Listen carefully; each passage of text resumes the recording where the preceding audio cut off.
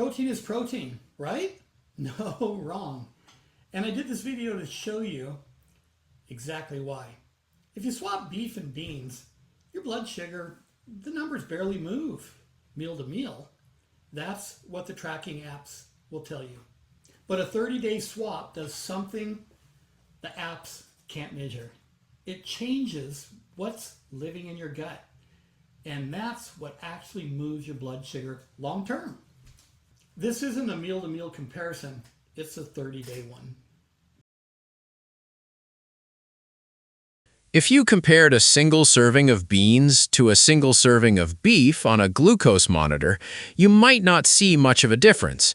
Neither one is a fast carbohydrate, so neither spikes blood sugar directly. The real difference between these two protein sources doesn't show up in one meal. It shows up over weeks through several separate pathways. What happens in your gut, what happens with a specific mineral carried in red meat, and what happens with the fat riding along with it. A large study published in the Archives of Internal Medicine in 2011, led by Ann Pan, followed over 200,000 people for up to 2 decades. Higher red meat consumption was associated with a meaningfully higher risk of developing type 2 diabetes. The same research modeled what happened when researchers statistically substituted legumes, beans, lentils, chickpeas, for a serving of red meat. That substitution was associated with a lower estimated risk, not just a neutral swap. Part of the proposed explanation involves heme iron, the form of iron found specifically in red meat, structurally different from the non-heme iron found in plants like beans. Beans, meanwhile, carry iron in the non-heme form, absorbed less aggressively and without that same proposed strain. Heme iron isn't the only issue riding along with the beef. Beef fat is heavily saturated, and saturated fat behaves very differently in the body than the fat found in beans. Beans carry almost none of this kind of fat. What little fat they do have isn't the type linked to interfering with how your cells respond to insulin. So the beef isn't just bringing a form of iron linked to oxidative stress, it's also bringing a type of fat that can independently make it harder for your body to manage blood sugar, stacking on top of the iron effect rather than sitting apart from it. This ties into the plant fat versus animal fat video on this channel, worth watching if you want the full picture on how different fats affect blood sugar control. There's a third pathway worth knowing about, and it runs through the same gut bacteria that make beans beneficial, except in reverse. Red meat carries compounds called carnitine and choline in meaningful amounts.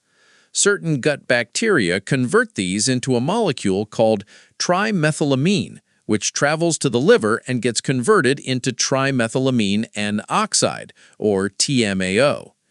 Research led by Stanley Hazen and colleagues has linked elevated TMAO levels to increased cardiovascular risk, and more recent work has connected TMAO to impaired glucose tolerance and insulin resistance as well. The mechanism appears to interfere with insulin signaling through a separate route from both the heme iron and the ceramide pathways already covered. This is a distinct mechanism from the iron and fat pathways already discussed, meaning red meat's connection to poor metabolic outcomes in the population data likely reflects the sum of at least 3 separate biological effects rather than any single one acting alone. What makes this notable is that it depends on which bacteria are already living in your gut. Eating red meat regularly shifts your gut bacteria toward the kind that produce a compound linked to health issues down the line, while eating legumes and fiber regularly shifts things the other way, favoring the kind of bacteria most researchers consider beneficial. That's part of why the 30-day framing matters here too. The bacteria that create that harmful compound build up over time with sustained red meat intake, the same way the beneficial bacteria build up over time with sustained legume intake. Beans bring something beef structurally cannot, a type of fiber that reaches deep into the digestive system and feeds your gut bacteria in a way beef never does.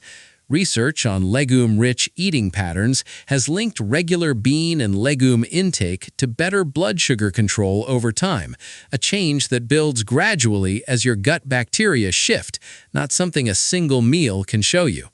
This is exactly why a 30-day experiment reveals something a single side-by-side meal comparison misses. Your gut bacteria need sustained exposure to that fiber source before their output actually changes. A common objection: what about lean beef or grass-fed beef? Doesn't that avoid these issues?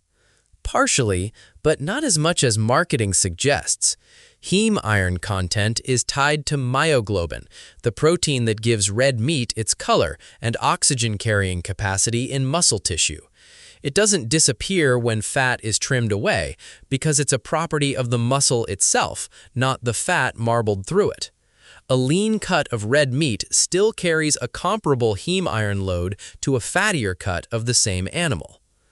The carnitine and choline behind the TMAO pathway follow a similar pattern. They're concentrated in the muscle tissue itself, not primarily in the fat, so trimming fat doesn't meaningfully reduce that exposure either. If you wanted to test this yourself, the honest version isn't a taste test. It's tracking fasting glucose or A1C trend over a month while swapping red meat meals for legume-based ones and watching what happens to energy, digestion, and glucose trend, not just one morning's number. None of this requires eliminating protein or going to extremes. It's a direction, more of the gut-feeding, non-heme iron source, less of the oxidative stress and TMAO-associated one, sustained long enough for the gut to actually respond. So this isn't a one-meal comparison. It's a 30-day comparison, because that's how long it actually takes to see the real difference.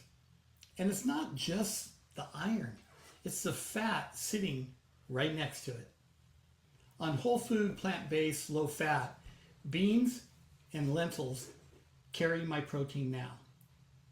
That shift is part of what took my own insulin from 83 units a day down to 35 units a day.